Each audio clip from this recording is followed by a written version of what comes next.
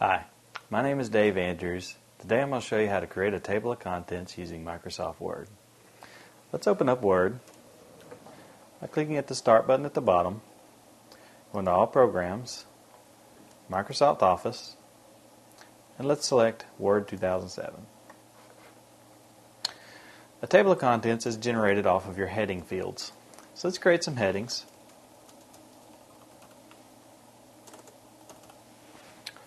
Highlight the text and just give it the style of heading 1. I'm going to create another.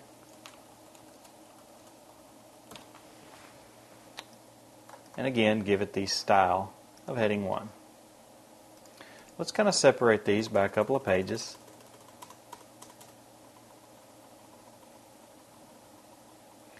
And now we're going to insert our table of contents. Place your cursor where you want your table of contents to appear, in this case at the beginning of the document. Let's go to the References tab at the top, and we're going to select Table of Contents. Click on Table of Contents, and we're just going to go with Automatic Table 1. As you can see, our table of contents has been added with the text from our headers as well as the page numbers that they fall on.